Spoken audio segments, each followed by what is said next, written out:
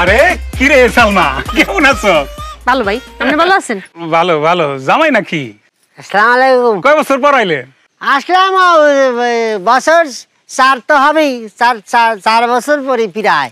জামাই কি আগের মতোই ব্যাক করলে আছেন না বুদ্ধি শুদ্ধি কিছু হয়েছে? হ্যাঁ কি কালো তোমার ব্যাক করে বলেছে, বুদ্ধের খেলাটা দেখাই দিয়ে আসা যাও। শুনেন ভাইজান, একটা কথা বলি।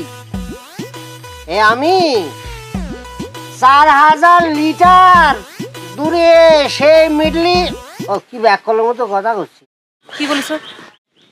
শুধু লিটার বলেছি। 4000 কিলোমিটার দূর সেই মিডল ইস্ট থেকে ঘুরে এখানে এসেছি। আপনি জীবনে কত কিলোমিটার ঘুরেছেন?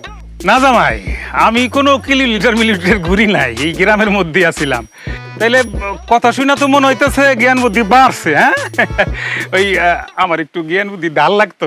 সালমা, ওই জামাইয়ের কাছ থেকে আমি একটু বুদ্ধি ধার নিতাম, দুইটা কথা আছে, গোপন কথা। যাও আসেন আসেন। জি ভাই বলেন, কি জন্য কি করবেন?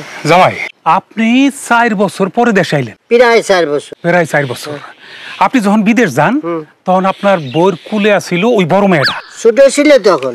হ্যাঁ, গেদা ছিল কিন্তু ফুলাটা তো ছিল না। না বসেল না। শোনেন আমার কথাটা এইখানে, আপনি 4 বছর পরে আজকে বাড়িতে আইলেন, আপনার ফুলাটা আইলো কইতন। বিষয়টা কি দাঁড়াইলো? আপনার বউয়ের চরিত্র ভালো না। চরিত্র খারাপ তো আপনার। আমি তো দিই নাই। আপনি দেননি? আপনি দেননি, আপনি দিবেন কই থেকে? আপনি দেওয়ার কি ক্ষমতা আছে? দিবে তো উনি উপরওয়ালা।